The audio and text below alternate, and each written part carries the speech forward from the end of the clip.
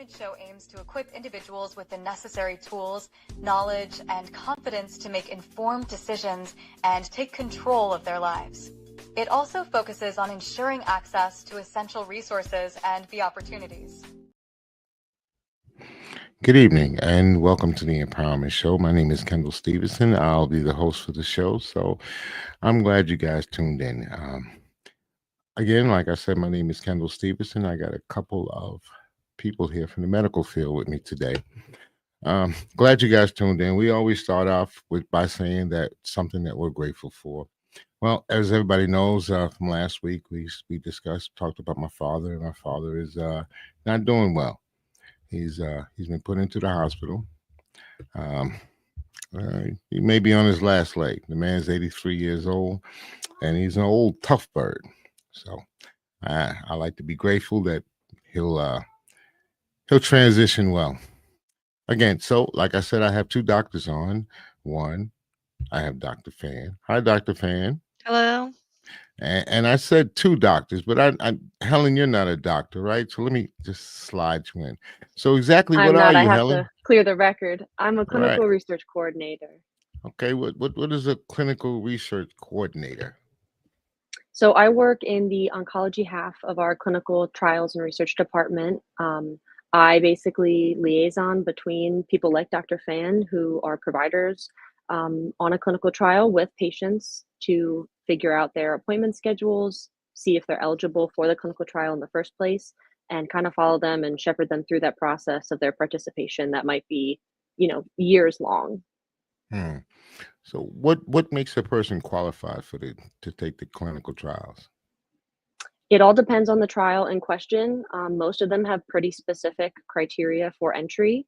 Usually they're specific to not even just a specific type of cancer, but maybe a specific stage of that cancer or Mhm. specific treatments that someone has or hasn't tried in the past. There's a pretty large array of ones that might fit all different kinds of patients. So do you see a lot of patients? Do you get a lot of people to volunteer to take part in your trials?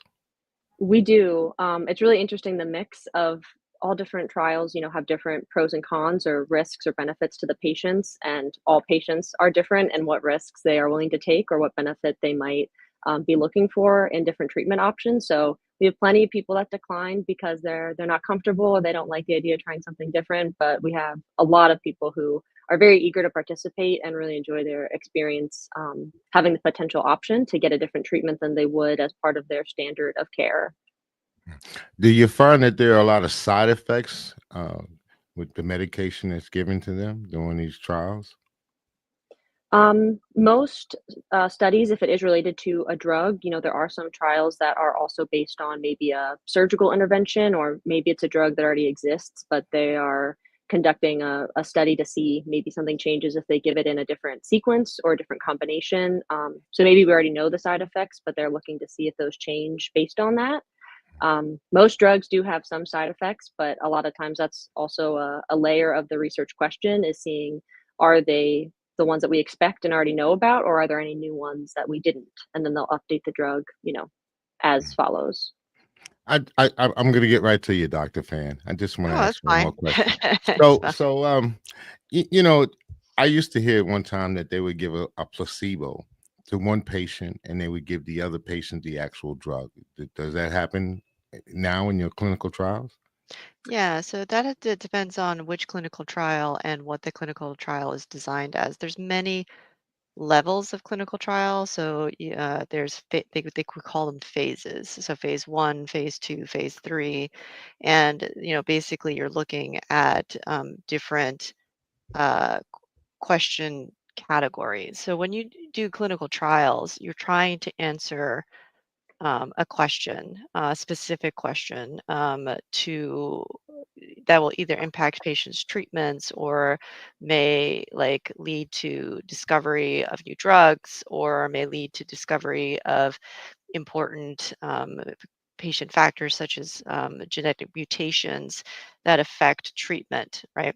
So when it just depends. So if there are trials out there where they compare a new drug, or maybe even not a new drug, but a drug that is showing a lot of promise, and they're going to add it. Let's say you're going to do chemoradiation for a type of cancer, and the standard of care is just radiation, and they're going to add this drug. So they add this drug to the radiation, and then the other arm of the trial is a fake drug, so that the doctors and the patients don't know that they're not getting the drug, and then thus bias the outcomes, because you're expecting to have more side effects or something, and so you see it or you document it in a certain way that actually makes you think that it's worse or better when it's really not.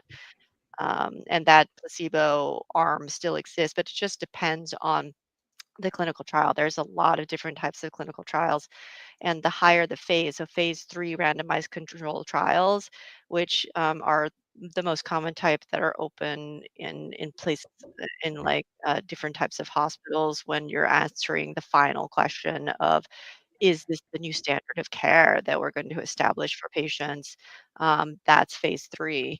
That's like where you're comparing something really groundbreaking to the gold standard that is currently being used, versus phase 1, which Helen can tell us about, is often more like just what's a good dose that's not very toxic. Phase 2 is often more like, this looks very promising, let's take it a step higher and see what we can, see what outcomes we can get. There's many kinds of trials out there, but clinical trials is how we advance treatment, and it is how we advance care in a very methodical, thoughtful way. It takes time, it takes money, and it takes participation. And Mhm. so, in some areas you get advancement very fast. So Europe has a lot of fast advancement because clinical trials are very, like, if you don't go on clinical trial, you can't get treatment off protocol. They just don't do it. Mhm. And so the clinical trials enroll rapidly there. Children, like 90, I think it's like 95% of all pediatric cancer patients are on clinical trial. And so when pediatric cancer research advances, it advances rapidly, because every child that has the cancer pretty much is on trial, so they can track and see if they can do better. And they're constantly trying to do better. Mhm. Um, yeah. I'm loving that haircut. Thank you, Yeah, Kendall. right? It's fierce. Yeah. All right, I'm telling you, I'm feeling I'm very I'm fierce with it. I'm loving that haircut. It says I'm bold. Don't mess with me.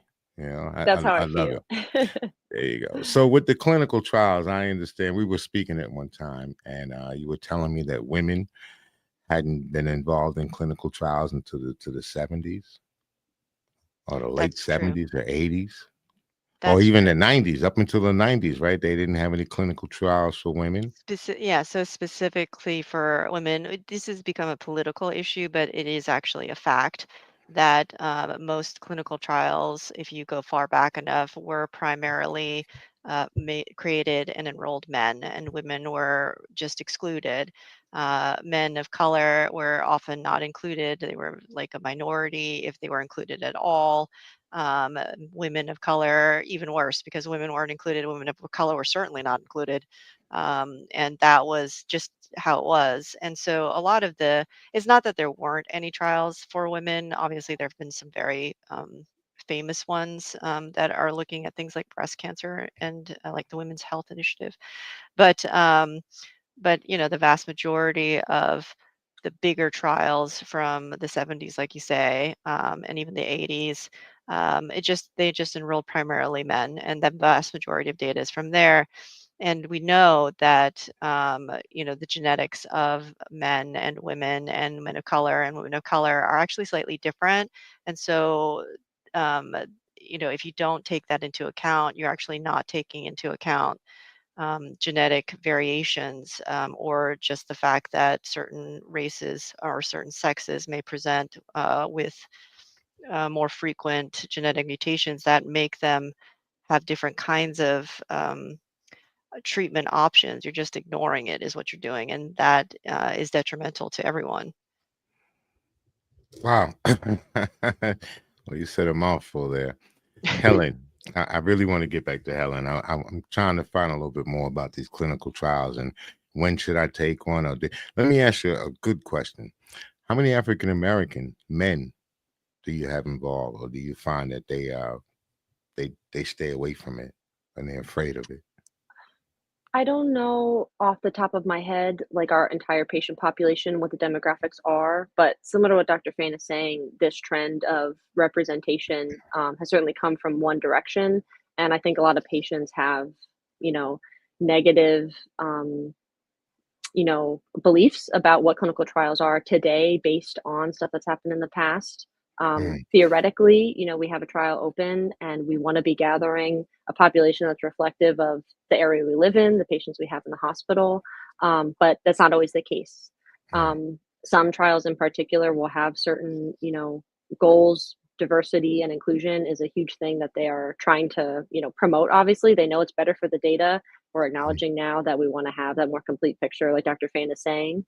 So things have certainly changed in who they are trying to recruit and having it open for everybody possible. mm, mm.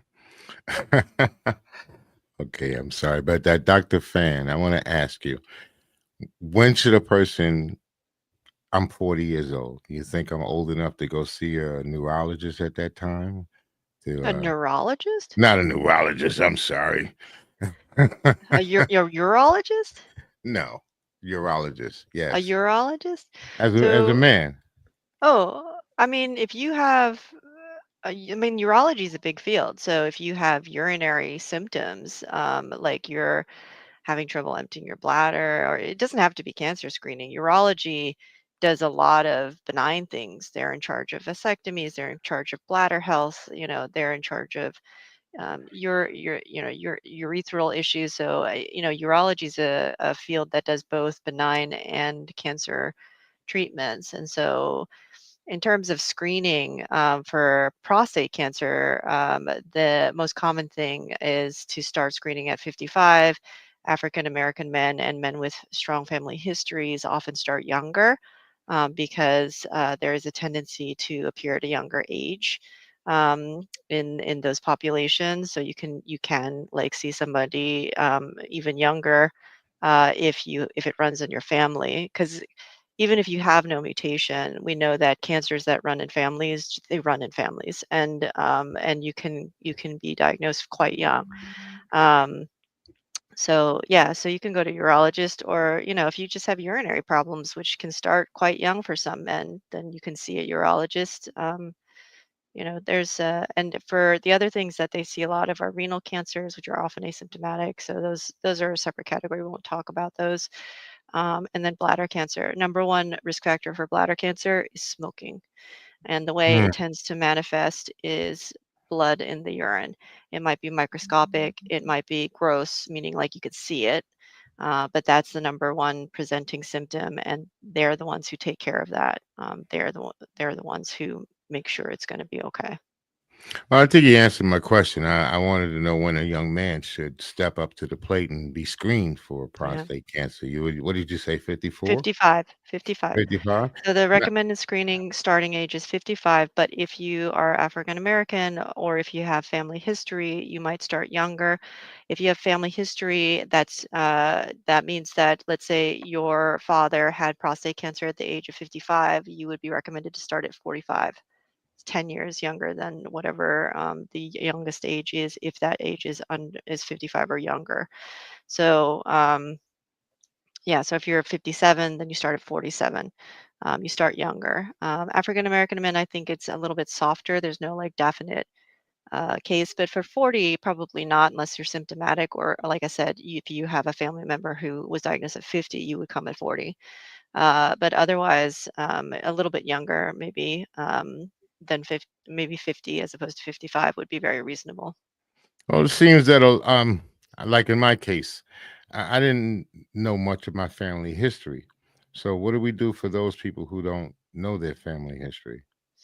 Again, the standard would then be 55. But if you're having urinary symptoms, that's something that they take into account at your urologist's office as well. If they're worried, they might screen you sooner. Or, like I said, certain populations, like African American men, they can start screening a little bit younger because it just tends to. There is a slight tendency for more aggressive disease and a slight tendency for younger patients to be found. So it can happen in any race, honestly, but that is the tendency. And so you can get screened a little bit younger. Family doctors will do it, urologists will do it. An initial PSA screen can be done by multiple people. Yeah, how about that the gene test? Would that help you out, Helen? I think you sent me to go get the gene test, the Yeah, genealogy so test. the one that you had done was called the Decipher Risk Score. So that's specific to prostate cancer. It's not something you'd Mm. get done, like if your PSA wasn't at a certain level or you didn't have a biopsy or piece of tissue that proved that you had prostate cancer.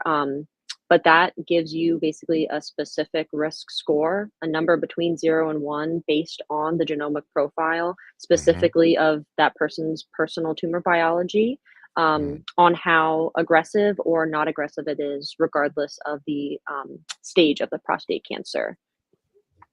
All right, ladies, we got to take a quick. I got to pay the bills. Let's be back in a minute. Hi, we're Chantel Davis and Brian Davis. We own Willie Mays Place and Legacy Vines Winery, located in Gilbert, Pennsylvania. We're open Wednesday through Saturday for dinner and wine flights and really delicious Southern comfort food. Come and join us. We'll happily seat you, your family. We have a beautiful farm-to-table garden as well as 2 therapy donkeys named Freedom and Friar Tuck that you're welcome to come and visit. Give us a call if you have any questions or would like to make a reservation, and we look forward to seeing you. All right. Hey, I don't know if you guys ever been down to Willie Mays. It's over there on 209. It's in Gilbert. It's a pretty good restaurant, especially if you like Southern cuisine. Oh, yeah. They have the best comfort food. Yeah, Oh, they yeah, certainly do. it's hard to beat, Okay, so a person comes to you, he says, all right, you find out he has prostate cancer. So what are the stages that this person goes through? What's the process? So when a man is diagnosed with prostate cancer, they do need to undergo some staging and what we call risk stratification evaluation. So the first thing you do, most men these days who are diagnosed with prostate cancer are found because they have a high screening PSA. That's the most common way that men are found today. And it means that men tend to be caught earlier for that reason. So if you have a high PSA, depending on how high it is, then typically in the US today, for modern society, they will go for a special MRI to look to see if they can find a cancer on the MRI. That was not true when I started training, but that is how we Mhm. do it today. If they see an area that they think is suspicious, they will set you up for a biopsy, either MR fusion, or if they cannot do an MRI, let's say you've got shrapnel or something, you can't have or a pacer, and you can't have an MRI, you can still have a biopsy that's done under ultrasound. It's just not targeted that way. Mhm. And so either way, they need to establish diagnosis of prostate cancer because people can have high PSAs for other reasons. Like if you have an inflamed prostate, an infected prostate, some men have just enormous prostates that make a lot of PSA. And that doesn't necessarily mean you have cancer. So they have to establish that you have cancer by finding that tissue under a biopsy. So that biopsy is done. Uh, you can tell me, but I'm pretty sure you're out for that. You're Yeah. sedated, you're not awake. And then you get the biopsy. Um, if the biopsy shows cancer, then depending on so when you find a prostate cancer on a tissue biopsy, they will actually give you something called a Gleason score. They will actually look at that cancer and they will score any cancer cells they see on a scale of 1 to 5. 5 is extremely aggressive, and 1 is almost like a normal prostate cell with some mutations. In modern times, all cancers start at the score of 3 and go up from there. So 3 is a well-differentiated tumor, and there's 4, which is more aggressive, and 5, which is very aggressive. So Mhm. if you have cancer, you get a score. If you have a score of 7 or higher, then that like an actual score, meaning that the first number, they give you like a parentheses, and in this parentheses there's like two numbers, and it's like something plus something. The first number in your score is going to be the most common pattern that they see. The second number is the second most common pattern they see. So let's say you have a Gleason score of 7. A 7 of a 3 plus 4 is less aggressive than a 4 plus 3. But if you have a 4 plus 3, that means that your cancer may be more aggressive because you have more Gleason 4 disease. And it is the more aggressive cancer that we believe drives, a man's cancer course. So if you have 7 or above, then you get additional testing, and that might include a special scan called a PSMA PET scan, or for staging, or if it's kind of low risk, 3 plus 4, and there's not much of it, your PSA is not that high. They can't feel anything on the scan on exam that basically put your stage at 2 or lower, in which case it's optional whether you need to look at bones. In the old days, Mhm. we used to do CAT scans to look at lymph nodes for spread, and bone scans to look for bones for spread. Prostate cancer's favorite place to spread outside of the prostate is lymph node and bones. So you did that.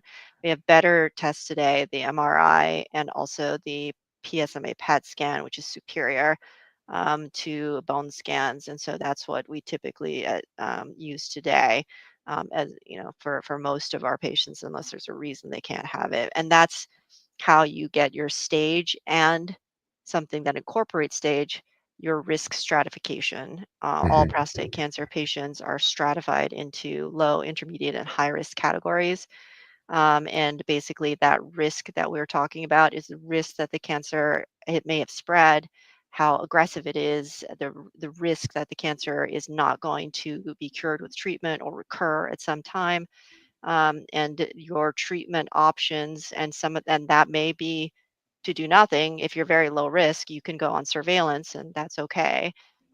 Or it may be to do very aggressive treatments because your cancer is very aggressive appearing, and we're going to do multiple treatment options to try to bring you under control. And as long as it hasn't spread out of the prostate, you are considered curable.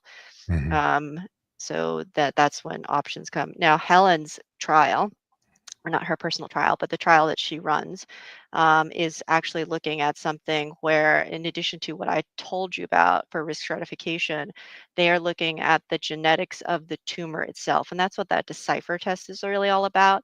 So, in addition to traditional ways of assessing aggressiveness, you can actually break down the genetics and the mutations of the tumor itself. Mhm. And there are companies out there who have developed technologies to basically create a scoring system where, if you have a score of mutations, uh, uh, like below a certain number, in a certain number, above a certain number, then they consider you high risk or low risk or intermediate risk for having more aggressive tumors that are going to fail or not fail with the traditional treatments. This has been used for a long time in breast cancer. It's now how they determine whether breast cancer patients need chemotherapy or not in a lot of situations. It is used in lung cancer and brain cancer routinely. It is more and more being used in GI cancers like colorectal cancers and stomach cancers. And they are bringing it to prostate cancer as well. And so, that's what the Decipher test is about. And that is also influencing how we counsel our patients today. Right. So I got a couple of questions. The first question is, people may not understand the acronym of a PSA. So what does the PSA mean, and exactly what do you do? How do you receive this PSA? PSA means, it stands for prostate specific antigen. It is actually a protein created by prostate cells, and it's released into the bloodstream so you can measure it. There are when you get a level of PSA, these are levels that have kind of been established, through Helen, you can correct me if I'm wrong on this, but I believe it's just historical reference values of what they consider normal, and above a threshold of 4 is traditionally considered elevated, and they will like look into it further to see if you need further evaluation.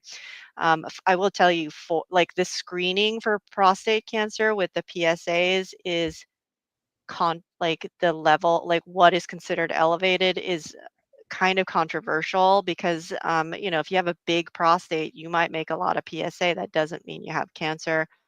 The 4.0, like we were talking about before, was based on a lot of data gathered from white guys, which is not wrong. I mean, that's who, these are good guys. They volunteered, but it doesn't actually always apply. And so we know that in particular, African American men can have cancer at lower screening PSAs than a Caucasian men. It's just one of these things that happens to be.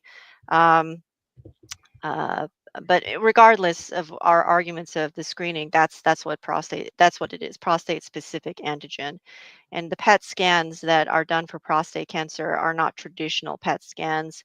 Um, uh, PET scan stands for positron emission tomography, which is Mhm. basically where you do a CAT scan and then you fuse it to this special scan that looks for radioactive nuclides that are attached to like a molecule that is uptaken by um, uh, like cells. So the traditional PET scan is a sugar molecule with a radioactive nucleotide attached to it, and then you inject patients with it, and then anywhere that takes up a lot of sugar lights up on the CAT scan, and you can see it.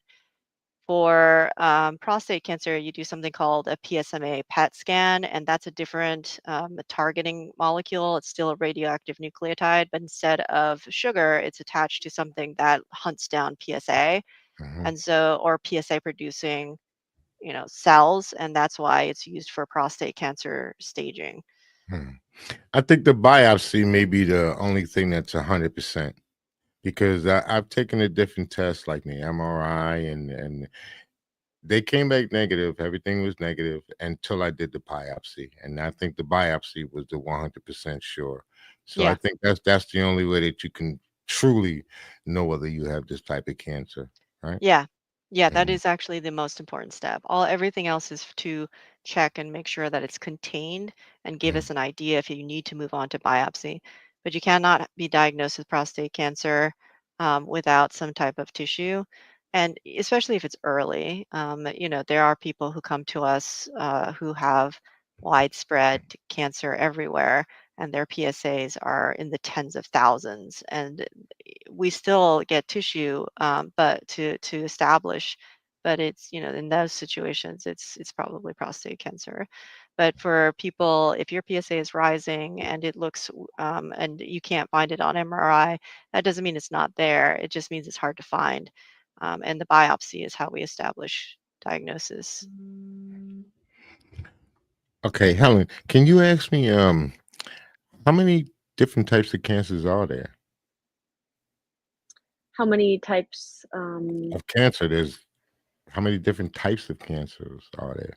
Gosh, I don't know the answer, but it has to be high. I mean, if you think about most major organ systems, we're talking about prostate, breast, moving to areas like bone, blood, those are hematologic malignancies. Basically, not an endless number, but there's different kinds of cancers for almost every organ that we have. And then they are getting more and more not specialized, but these subtypes, like how Dr. Fan is describing the, risk groups for prostate cancer. So of one cancer type, we're getting more and more finessed with what categories of that type of cancer. So that number is probably very, very high. Mhm. You know, Are there's there any cancers that can't be cured? Oh, yes. Like what? What type of cancers can't be cured? Unfortunately, there's quite a few of cancers that are highly lethal. GBM is considered basically incurable. Glioblastoma multiforme is its full name. That's the cancer that Joe Biden's son, not Hunter, the other, Hunter Biden. no, the one who died, Bo. Yeah, So both. yeah, so he died of glioblastoma multiforme. Those cancers are very, very difficult to treat and tend to be almost universally lethal after a few years. There are some rare brain cancers that grow in the brainstem that cannot be treated, and basically, if you have one of those, you will die. Um, there's a lot of pancreatic cancer remains highly lethal today. Um, it is very difficult to treat. It is very difficult to cure. It is very difficult to find early enough to cure. But some strides have been made there. There's there are incurable diseases. Yeah, from what I understood, I think there's like over 200 different types of different cancers that you can receive. But the treatment now, radiology, is that radiation? What other types of treatment can a person receive? So for prostate cancer, depending on your risk category, you can have different types of treatments. But basically, the you know the sort of the standard of care bulwark treatments fall into either if you're going for curative treatment, then it's typically either surgery or radiation. And there's many types of radiation. So there's external beam radiation, which can be delivered in a traditional way, which is once a day, 5 days a week, Monday through Friday, anywhere from 6 to 9 weeks, depending on your situation. 15 minutes, 20 minutes each day. That is a very common way of delivering the radiation. It's been around for decades. It's gentle and it's effective. The other way of doing radiation is doing internal radiation, where this used to be called the seeds. It's now called brachytherapy because in the past we would actually drop radioactive seeds into people's prostates. But a lot of places don't actually leave seeds anymore. They just treat the prostate there with a machine, and then the needles that deliver the radiation are removed, and there's nothing left over. So now it's called brachytherapy. The technique is the same regardless, which is internal radiation using needles. It's usually done under general anesthesia. You go into the operating room, and people will put these thin, fine, long needles through the perineum, which is the skin between the scrotum and the anus, and that's where your prostate lives. They put the needles into there, they deliver radiation. The radiation goes from inside out as opposed to outside in, and then the needles are removed and you go home and your prostate cancer has been treated.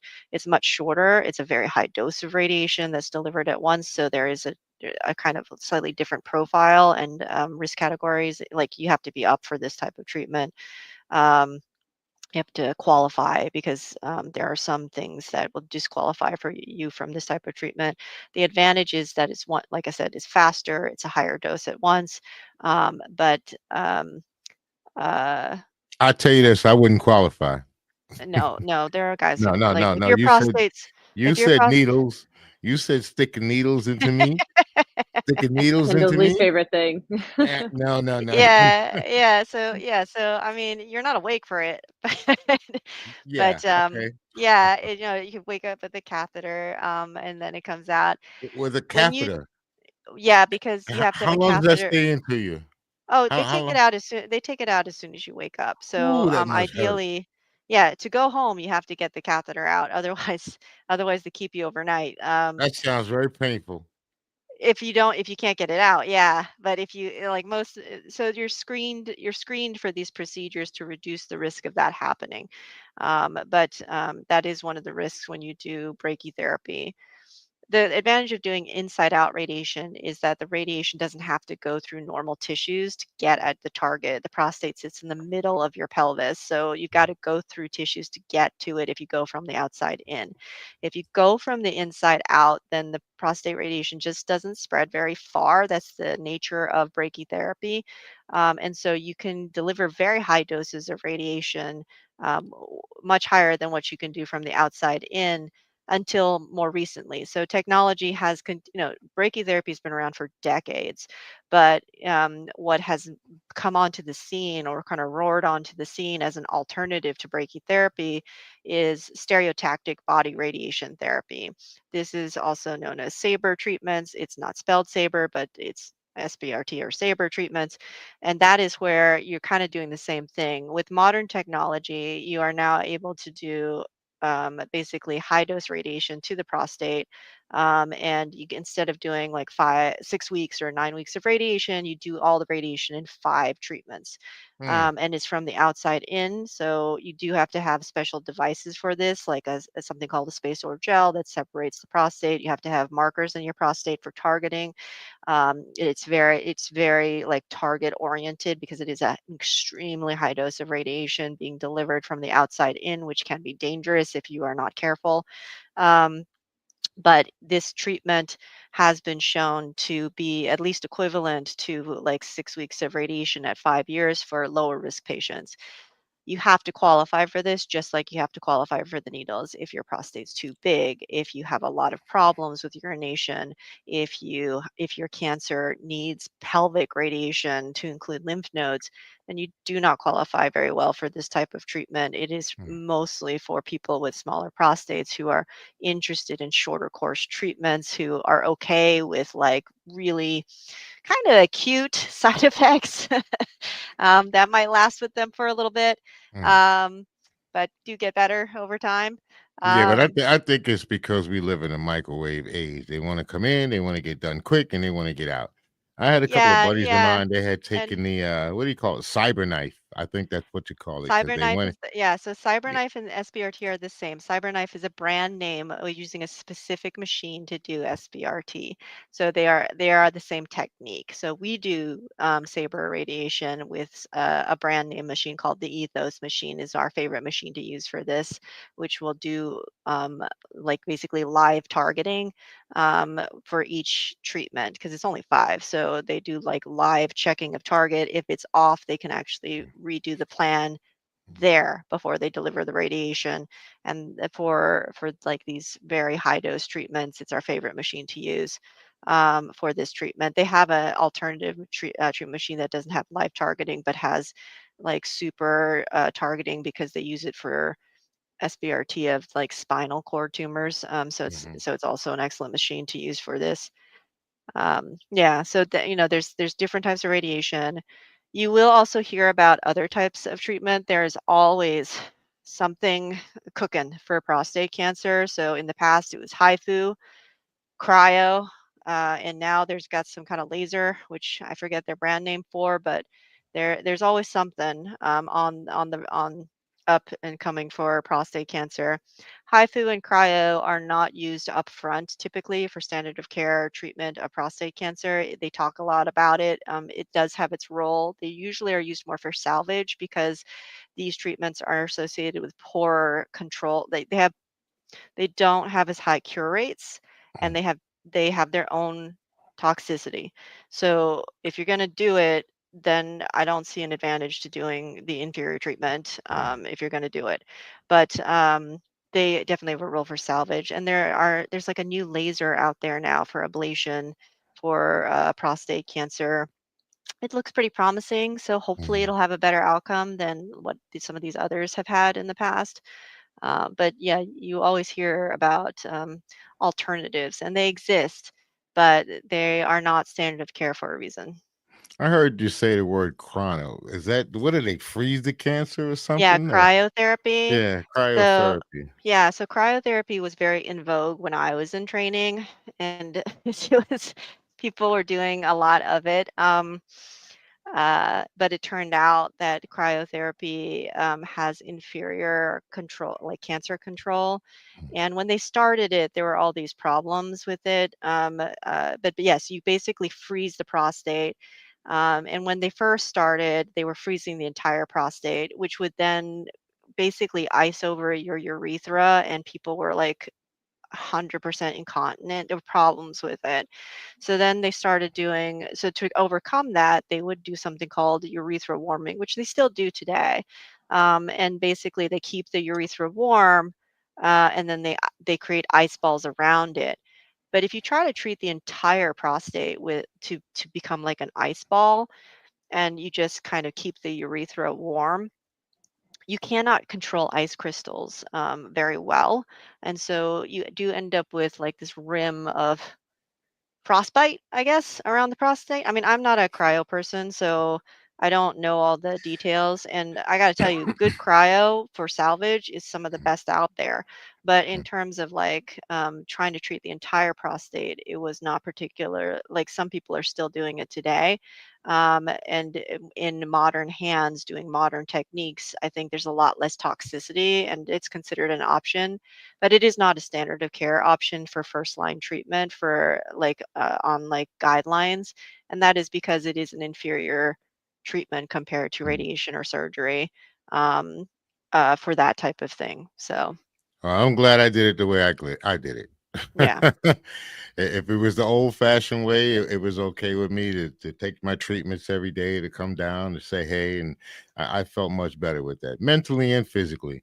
And Yeah. Yeah, hmm so I will tell you that even though it's like the way we treat is the same, the doses have gotten higher and the side effects have gotten better. This has to do with the improvement of technology, and pretty much that's it. Like, our machines basically today, the computers and the programming have advanced. And with that, our ability to deliver accurate and precise radiation targeted each day has gotten better and better. And that has resulted in increased cure rates and lower toxicity rates doing the same thing that we've done for the last 20 years because we're just, well, not me personally, but the machines are better at it, right? So. Have you found anyone or patients that have taken the treatment, but because it's radiation, they've had long term effects? Yeah, so this is a real thing. You have radiation does not come for free. Long-term radiation toxicity does occur. It's thankfully not very common, but it does happen. And so this is one of these things where radiation is a known carcinogen, and it leaves behind changes that may take time to manifest. It's very different than what we think of when we think of surgery. So when you do radiation, you're going to deposit some radiation into the tissues around your target. So for prostate, it's typically like rectum and bladder are the closest things. And so there is a very small but real risk of something called radiation proctitis. We see a little bit less of this these days, but that's basically years after the radiation has occurred. You can have like a bright red bleeding in the stool. And sometimes it's associated with diarrhea or like sort of like inflammation of the bowels or rectum, which can make it, is usually treated with medications and like suppository foams to calm the inflammation down. In most cases, it's painless and it's not dangerous, and it does get better in a lot of patients with conservative management. In a few cases, it can be quite detrimental. But what is actually more severe and more rare, or at least it used to be, is radiation cystitis. True radiation cystitis is quite horrible. It's basically this bleeding, scarring disorder that can happen in some men who've had high dose radiation exposure to their bladders. It can cause what we call progressive scarring and bleeding into the bladder. It's difficult to treat. It often gets worse on itself.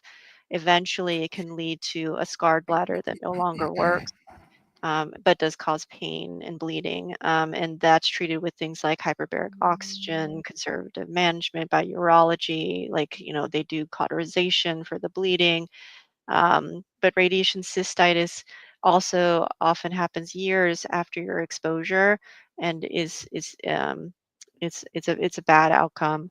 Luckily, it happens in 3% or less of our patients, and as time has gone on, that number has declined as well, just with like I said, improved technology. Not because we've done anything fabulously different. We are very aware of it, though. It is something we uh, worry about. And you've been through this, Mr. Stevenson, where we ask you to fill your bladder for treatment. That's to push hmm your bladder out of the way. It is the most challenging part of treatment for most men because it's hard to fill your bladder every day to 32 the same ounces. amount. Yeah, it's a lot of Thir- water. It's a lot of 32 water. ounces. But that's part of our strategy to try to push more bladder out of the radiation field. We're trying to protect you from this, so we don't skimp on it. I can say you guys do a fantastic job. I really appreciate you guys coming on. We're coming to about the end of the show. We usually only do about 30 minutes on this show, but as you can see, we're already at 45 minutes. So the information that you guys have been giving out has been fantastic. And again, I really appreciate you guys coming on. All right. Helen. Hi, Thanks so Helen. much for having us, Kendall. Hi. Oh, Helen, before you go, do you want to tell them about the Exact Science trial? I think that trial might be interesting to his listeners. That's a very interesting Sure. trial. Yeah, if we have a few more minutes, it's one of the highest enrolling trials that we have currently. Like Dr. Fan was saying, that some clinical trials aren't about treatment, but are about finding things with genomics or related to cancer detection. So, Exact Sciences is a company that makes a lot of different products.